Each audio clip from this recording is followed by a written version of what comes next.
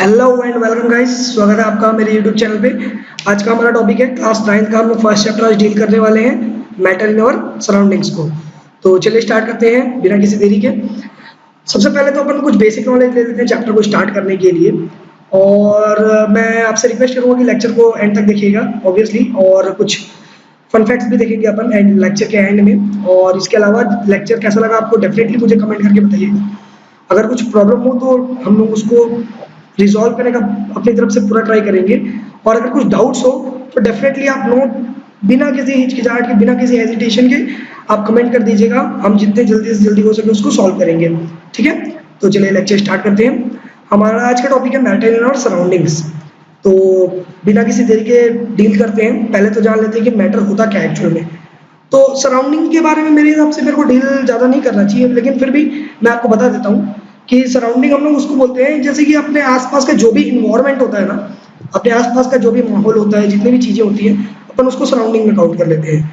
तो ये तो हो गया क्लियर आपका सराउंडिंग। मैटर क्या होता है? मैटर किसको बोलते हैं? तो मैटर बोला जाता है उसको जिसके पास कुछ मास होता है, यानी जिसके पास कुछ वजन होता है, जिसके पास कुछ बॉडी होता है, ठीक है। और जिसको रखने के लिए आपको कुछ स्पेस लगे, उसको बोला जाता है मैटर, ठीक है। जैसे कि एक पेन ले सकते हो आप, आपके हाथ पे पेन होगा, आपके पास में नोटबुक होगी, कॉपीज होंगी। तो उस कॉपीज को आप उठा के देखिए, तो उस कॉपीज का कुछ वजन है, यानी उसके पास मास है। अब उस कॉपी को आप टेबल पे रख दीजिए। तो अब उस कॉपी को जब आप टेबल पे रखें, तो उस कॉपी को रखने के लिए आपको टेबल में जगह लगी ना, जगह थी तब तो आप रख पाए उसको, यानी उस कॉपी को रखने के लिए वो जगह ऑक्यूपाई हो गया ना। तो डेफिनेटली वो एक मैटर है। यानी मैटर क्या होता है? मैटर उसको बोलते हैं जिसमें कुछ मास होता है और जिसको रखने के लिए वो कुछ स्पेस ऑक्यूपाई करे, तो उसको हम लोग क्या बोलते हैं? मैटर। क्लियर है गाइज? ठीक है। और इसके आगे अपन और आगे बढ़ते हैं। तो अपन ये जानेंगे कि मैटर को हम लोग क्लासिफाई कर सकते हैं, ठीक है, कि उनके फिजिकल बेसिस पे और केमिकल प्रॉपर्टीज के बेसिस पे। यानी कि मैटर को हम लोग क्लासिफाई कर सकते हैं फिजिकल प्रॉपर्टीज और उनके केमिकल प्रॉपर्टीज के बेसिस पे। तो और इस चैप्टर पे पर्टिकुलरली हम लोग सिर्फ फिजिकल प्रॉपर्टीज वाले को डील करते जाएंगे, ठीक है। तो जैसे कि अपन जानते हैं कि मैटर बहुत ही छोटे छोटे पार्टिकल से मिलकर बना होता है। तो उन पार्टिकल्स के पहले हम लोग कुछ कैरेक्टरिस्टिक्स स्टडी कर लेते हैं, फिर अपन मैटर के बारे में कंप्लीट डिस्कशन करेंगे। तो उनमें सबसे पहला कैरेक्टरिस्टिक्स क्या है? जैसे कि आपको दिख रहा होगा स्क्रीन पे कि जो मैटर्स के जो पार्टिकल्स होते हैं वो बहुत ज़्यादा छोटे होते हैं। अब ये कैसे पता चलेगा कि छोटे होते हैं कि नहीं होते? तो इसके लिए अपन यहाँ पर एक एक्सपेरिमेंट कर रहे हैं गाइस, आपको दिख रहा होगा स्क्रीन पे। यहाँ पर आप ध्यान दीजिए, यहाँ पर लिखा हुआ भी है कि the size of particles of matter is very small. ये इतना स्मॉल होता है कि that it can not be seen by our naked eyes. देखिए ये इतना स्मॉल होता है कि इसको हम लोग नेकेड आइज से नहीं देख सकते। यहाँ तक कि इवन सम, यहाँ तक कि कुछ पार्टिकल्स माइक्रोस्कोप के अंदर भी ऑब्जर्व नहीं किए जा सकते। यानी कि जो मैटर के पार्टिकल्स होते हैं वो इतने ज्यादा छोटे होते हैं कि हम उसको नेकेड आइज तो छोड़ो, माइक्रोस्कोप से भी नहीं देख सकते। ये इतने छोटे होते हैं, ठीक है। और अब इसको प्रूफ कैसे करेंगे? तो this can be proven by the experiment. ये हम लोग एक्सपेरिमेंट से करेंगे, और ये तो एक ऐसा एक्सपेरिमेंट है गाइस जिसको हम लोग अपने घर में भी कर सकते हैं। बहुत ही इजी एक्सपेरिमेंट है, इसमें आपको ज़्यादा कुछ प्रिकॉशंस भी बरतने की जरूरत नहीं पड़ेगी, और ना ही कुछ ये ज़्यादा हार्मफुल रहेगा। अगर आपसे कुछ उसको मिस्टेक भी हो जाए तो भी आपको करना क्या है, आपको एक बीकर में पानी लेना है थोड़ा सा। मान लीजिए जैसे आपने 100 ml पानी लिया, ठीक है। आप अंदाजा ले लो, कोई एकदम आपको नाप के नहीं लेना है, आप एक अंदाजा अपने हिसाब से ले लो। थोड़ा सा पानी ले लो एक बीकर में, ठीक है, और उसमें डाल दो आप पोटेशियम परमैंगनेट। अब ये पोटेशियम परमैंगनेट आपको इजीली मार्केट में अवेलेबल हो जाएगा। पोटेशियम परमैंगनेट, इस पोटेशियम परमैंगनेट को इजीली आपको मार्केट में अवेलेबल हो जाएगा। इसको हम लोग नॉर्मली जैसे कुआं होता है ना, वेल्स, उसमें डालते हैं इसको कुआं के पानी को साफ करने के लिए। हालांकि मैं आपको एक बात तो ये बोलूंगा कि पोटेशियम परमैंगनेट को आप अगर आप अपने हैंड से, अगर आप अपने हाथ से टच कर रहे हो, तो उसको हाथ से टच करने के बाद डेफिनेटली आप उसको बाकी जगह छूने से पहले हाथ को धो लेना, ठीक है, क्योंकि ये पॉइजनस होता है नेचर में गाइस, इस कारण, ठीक है। अब उसको आप थोड़ा सा डाल दो। अब उसके बाद जैसे आप यहाँ पर आपको दिख रहा होगा, ये देखिए मेरा कर्सर आपको दिख रहा होगा, ये वाटर है। इस वाटर में आपने पोटेशियम परमैंगनेट ऐड कर दिया तो इसका कलर कुछ पर्पल टाइप का कलर हो गया, ठीक है। अब आप एक काम करो, इसमें से 10 ml निकालो और उस 10 ml को आप इस बीकर में डाल दो, और बाकी 90 ml वाटर फिर से। अब फिर इसमें से 10 ml निकालो और फिर 90 ml वाटर। आपको डेफिनेटली दिख रहा होगा, देखिए ये आपका जो कलर था यहाँ से जब ये ट्रांजिट हुआ यहाँ पर, तो इसका डेफिनेटली आपको दिख रहा होगा कि इसका कलर क्या हो गया, थोड़ा सा लाइट हो गया। फिर जब यहाँ से यहाँ गया 10 ml, तो फिर ये लाइट हो गया। फिर इसमें से 10 ml निकाला और बाकी 90 ml वाटर, तो फिर इसका कलर क्या होते जा रहा है, फीका होते जा रहा है कलर इसका धीरे धीरे करके। तो यही हो रहा है गाइस। तो क्यों हो रहा है फीका, इसलिए क्योंकि जो पार्टिकल्स है वो पार्टिकल्स क्या होते जा रहे हैं, क्वांटिटी में कम होते जा रहे हैं। लेकिन अब एक बात बताओ मेरे को, पार्टिकल्स मैंने तो नहीं निकाला, मैं इसमें से पार्टिकल्स, मैं तो पानी निकाल रहा था। तो पार्टिकल्स इतने छोटे होते हैं गाइस कि अगर आप 10 ml भी इसमें से निकाल लो तो बहुत ज़्यादा क्वांटिटी में चल देते हैं। अब आप सोचो, अंदाजा लगाओ ना कि आपने सिर्फ तो 10 ml निकाला ना, बाकी 90 तो पानी था, तो वो 10 ml में ही कितने सारे पार्टिकल्स आ गए होंगे इसके, इसकी वजह से इसमें कलर आ रहा है। ठीक है, ये इसके डिस्क्रिप्शन दिए हुए हैं, अपन आगे बढ़ते हैं इसमें। तो अब ये हम लोगों ने डिस्कस कर लिया। अब सेकंड वाले पॉइंट पे आते हैं अपन। सेकंड पॉइंट क्या बोलता है अपना, सेकंड पॉइंट बोलते हैं कि the particles of matter have space between them. अब जितने भी मैटर के पार्टिकल्स होते हैं उनमें स्पेस प्रेजेंट होता है। तो इसको कैसे देखेंगे, ये तो काफी ज्यादा सिंपल है, ये बहुत ही ज्यादा सिंपल है। इस एक्सपेरिमेंट को तो आप घर में डेली करते भी हो और आप चाहो तो आप कर भी सकते हो, आपको पता भी चल जाएगा। जैसे आपको ये डायग्राम दिख रहा होगा गाइस, ये वाला, ये देखिए इसमें क्या कर रहे हैं अपन, ये जो ब्लू कलर के बड़े बड़े डॉट्स दिख रहे हैं आपको, ये वाटर मॉलिक्यूल है, और नीचे में जो ग्रे कलर के हल्के छोटे छोटे पार्टिकल्स दिख रहे हैं, ये शुगर के पार्टिकल्स है। तो अपन क्या किए, पानी लिए, उसमें जब शुगर के पार्टिकल्स को डाल दिए, डालकर छोड़ दो, आप मिलाओ मत उसको, सिर्फ डालकर छोड़ दो बस। तो आप देखोगे गाइस कि अगर आपने 1 स्पून अगर शुगर के पार्टिकल्स डाले तो नीचे में कुछ शुगर के पार्टिकल्स बच जाते हैं, लेकिन बाकी कहाँ गए, बाकी कहाँ गए, नीचे तो शुगर के पार्टिकल्स पूरे होने चाहिए ना जितने आपने डाले। तब आप बोलोगे सर वो तो उसमें डिसॉल्व हो गया। तो भाई डिसॉल्व कैसे हो गया, मतलब क्यों, क्या हुआ, क्या डिसॉल्व क्यों हो जाता है कोई भी चीज, उसको देखते हैं। तो इसमें ध्यान दीजिएगा, जब आप उसको डाल के छोड़ दिए तो ये जो नीचे शुगर के पार्टिकल्स यहाँ नीचे कंसंट्रेट होने लग गए, लेकिन जैसे ही आप उसको मिला दोगे, स्टीर करोगे, तो क्या होने लगता है, तो देखिए ध्यान दीजिए, आपको यहाँ भी दिख रहा होगा कि ये एक अगर एक पार्टिकल है और ये एक पार्टिकल, तो इनके बीच में स्पेस दिख रहा है आपको, ये पार्टिकल, इस सबके बीच में स्पेस दिख रहा है आपको, इतना सारा स्पेस प्रेजेंट है किसके प्रेजेंस में, ये किसके बीच में, वाटर मॉलिक्यूल्स के बीच में। तो शुगर पार्टिकल्स उन्हीं वाटर मॉलिक्यूल के गैप में जाकर क्या हो जाता है, फिट हो जाता है। ये देखिए, ये 2 वाटर मॉलिक्यूल दिख रहा है आपको, इसके बीच में ये गैप में शुगर पार्टिकल आ गया, ये 2 वाटर मॉलिक्यूल दिख रहा है, इसके बीच में देखिए शुगर पार्टिकल आ गया एक। तो यही होता है जब कोई भी चीज डिसॉल्व होता है, तो वो क्या करता है, शुगर, कोई भी चीज जब आप डिसॉल्व करते हो ना, तो डिसॉल्व करने से क्या होता है कि जो भी पार्टिकल आपने डाला है, सॉल्यूट पार्टिकल, यानी थोड़ी सी, जैसे शुगर यहाँ पर है, शुगर डाला है, तो शुगर क्या करेगा कि पानी के पार्टिकल्स के बीच में जो स्पेस प्रेजेंट है, उस स्पेस को ऑक्यूपाई कर लेता है, और जिसकी वजह से क्या होता है गाइस, जिसकी वजह से आपको वॉल्यूम चेंज ऑब्जर्व नहीं होता। यहाँ देखिए डायग्राम के बगल में डिस्क्रिप्शन में लिखा हुआ है, no change in volume is observed. ठीक है, तो क्यों ऑब्जर्व नहीं हुआ, आपको क्लियर हो गया, तो आपको पता चल जाएगा ना। ठीक है, चलिए थर्ड प्रॉपर्टी क्या बोलती है, थर्ड प्रॉपर्टी बोलती है कि the particle of matters are constantly moving, यानी कि मैटर के जो पार्टिकल्स होते हैं वो हमेशा मूव करते रहते हैं। तो ये तो अब मैं आपको बताऊंगा, लेकिन इससे पहले आप ये जानो कि ये जो पार्टिकल्स होते हैं मैटर के, ये कॉन्स्टेंटली मूव करते रहते हैं, और जब मूव करते हैं तो इसके मोशन को बोला जाता है ब्राउनियन मोशन।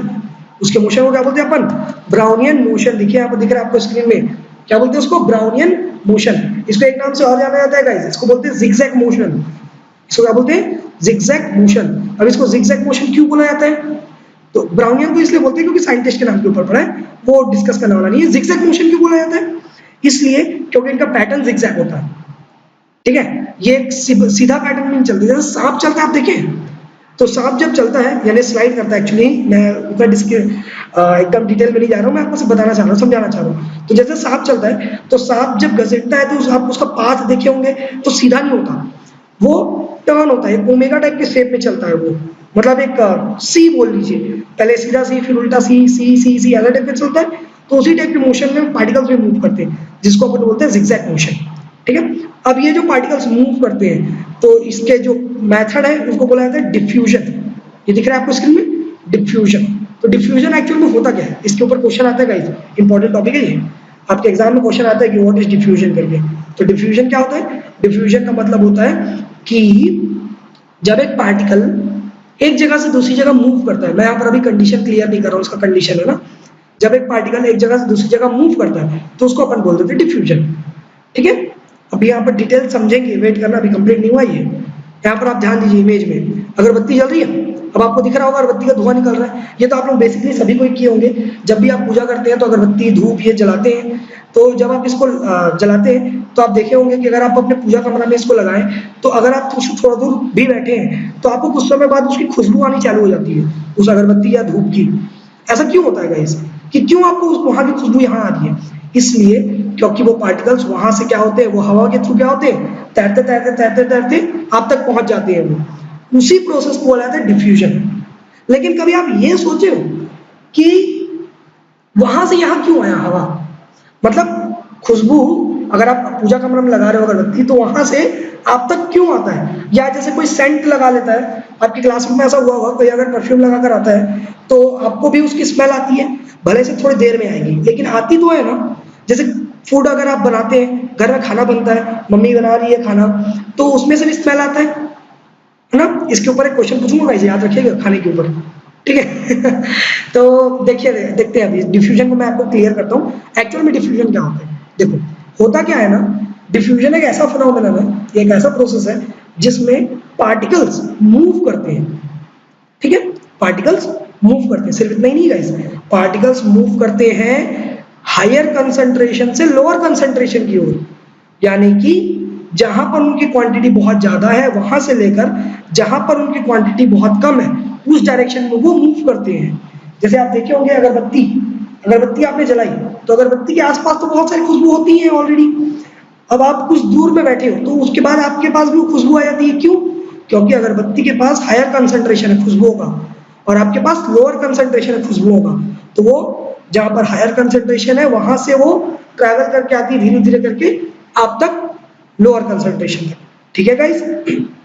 अब आप ये सोच रहे होंगे सर अगरबत्ती वाला एग्जांपल तो ठीक है, लेकिन आप ये बताओ मेरे को कि क्या डिफ्यूजन सिर्फ और सिर्फ गैस में होता है या सॉलिड और लिक्विड में भी पॉसिबल है? तो गाइस जो डिफ्यूजन होता है ना, ठीक है, वो होने के लिए सॉरी जो डिफ्यूजन होता है ना वो होने के लिए एक्चुअल में तो सब में हो सकता है, कोई प्रॉब्लम नहीं है किसी में होने के लिए, लेकिन जो उनकी स्पीड है वो वेरी करेगी, जिसको मैं यहाँ पर लिखा है ना, मैंने लिखा है यहाँ पर रेट ऑफ डिफ्यूजन यानी speed of diffusion. Speed of diffusion यानी डिफ्यूजन होने की स्पीड जो है वो सबसे ज्यादा गैस में होती है, फिर लिक्विड में होती है and then followed by solid. अब ऐसा क्यों होता है गाइस? तो this is because for their particle motion. अब हम लोग सभी को पता है कि जो सॉलिड के जो पार्टिकल्स होते हैं वो बहुत ही ज्यादा टाइटली बॉन्डेड होते हैं as compare to liquid than gas. Gas के पार्टिकल्स बहुत ही ज्यादा अवेलेबल होते हैं, फ्रीली अवेलेबल होते हैं मूव करने के लिए, इस कारण गैस में बहुत ज्यादा डिफ्यूजन हो पाता है और लिक्विड और सॉलिड में कम होता है, ठीक है गाइस? अब आपका होमवर्क है, आप मेरे को ये बताएंगे कि गर्म खाने से स्मेल ज्यादा आता है कि ठंडे खाने से और क्यों? ठीक है, जैसे मैं आपको यहाँ पर एग्जांपल दे रहा हूं, देखिए गाइस स्मेल ऑफ परफ्यूम, ये दिखा आपको? देखिए जैसे ये लेडी यहाँ पर परफ्यूम लगा रही है तो देखिए ध्यान दीजिए यहाँ पर, ये आपको इसके पार्टिकल्स दिख रहे होंगे, एकदम पूरे दिख रहे हैं, एकदम विजिबल हो रहे होंगे।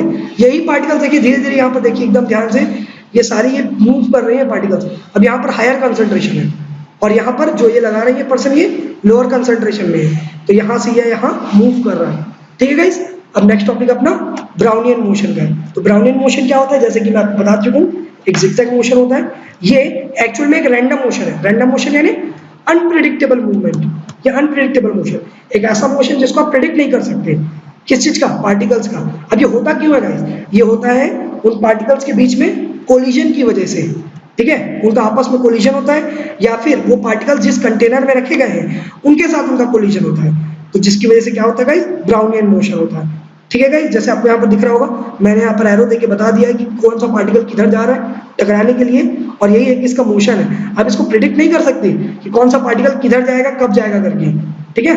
नेक्स्ट प्रॉपर्टी अपना, the particle of matter attracts each other.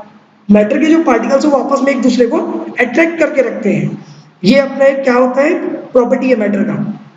अब यहाँ ध्यान दीजिएगा, कैसे अट्रैक्ट करते होंगे? तो डेफिनेटली उनके बीच में कुछ काइंड ऑफ फोर्स रहता होगा जो उनके मैटर्स को आपस में होल्ड करके रखता होगा, और ये जो इस काइंड का फोर्स होता है ना, इस टाइप का फोर्स, वो किस नेचर का होता है? अट्रैक्टिव नेचर का होता है। और इसको अपन प्यार से क्या बोलते हैं गाइस? इसको बोलते हैं अपन कोहेजन।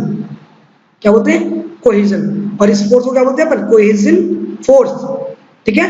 और याद रखिए गाइस, ये हर एक पार्टिकल के लिए अलग अलग होता है, जितने टाइप के पार्टिकल्स उतने टाइप का कोहेजन फोर्स होता है, ठीक है, इसको एक एग्जांपल के तौर पे समझते हैं। जैसे कि मान के चलिए आपने एक पीस ऑफ आयरन लिया, शुगर क्यूब लिया और आइस का क्यूब लिया और आप उसको ब्रेक करने का ट्राई कर रहे हो, किसके हेल्प से? हैमर के हेल्प से। तो आप ये पाओगे कि ऑब्वियसली जो क्यूब है शुगर का वो तो बहुत ही छोटे छोटे पार्टिकल में इजिली टूट जाता है, ठीक है, ठीक। और जो आइस का क्यूब है उसको तोड़ने के लिए थोड़ा सा ज्यादा मेहनत लगता है, जबकि आयरन का पीस जो है उसको आप तोड़ ही नहीं पाओगे, मतलब बहुत ही ज्यादा, मतलब आप कितना भी ज्यादा फोर्स लगा लो एक्चुअल में वो आप तोड़ ही नहीं पाओगे। तो ऐसा क्यों होता है? तो ऐसा इसलिए होता है क्योंकि हर एक पार्टिकल का जो फोर्स ऑफ अट्रैक्शन होता है वो अपना अलग अलग होता है। और जैसे कि यहाँ पर हम लोगों ने देखा कि जो शुगर का क्यूब था उसके बीच में जो फोर्स ऑफ अट्रैक्शन था वो कम था, यानी वीक था, जिसकी वजह से वो जल्दी टूट गया। जबकि आइस में उससे थोड़ा ज्यादा स्ट्रॉन्ग फोर्स था जिसकी वजह से उसको तोड़ने में थोड़ा ज्यादा फोर्स लगा। बल्कि जो आयरन का क्यूब था उसमें तो आप उसको तोड़ ही नहीं पाए ना, आयरन का जो बॉल था उसको आप तोड़ ही नहीं पाए। क्यों? क्योंकि उसमें बहुत ज्यादा फोर्स लगता है, जितना मतलब उसका फोर्स ऑफ अट्रैक्शन बहुत ही ज्यादा था, इस कारण आप उसको तोड़ ही नहीं पाए। जैसे यहाँ पर आपको दिख रहा होगा, ठीक है, आप आयरन के पीस को नहीं तोड़ सकते, आइस का क्यूब को तोड़ने में थोड़ा कम ज्यादा मतलब आयरन के कंपैरेटिवली कम फोर्स लगा और शुगर के क्यूब को तोड़ने के लिए सबसे कम फोर्स लगा, वो तो इजिली टूट गया ना। ठीक है गाइस, यहाँ पर और एग्जांपल दिया, आप चाहे तो इसको पढ़ सकते हैं। तो आज के लिए गाइस इतना ही रहेगा।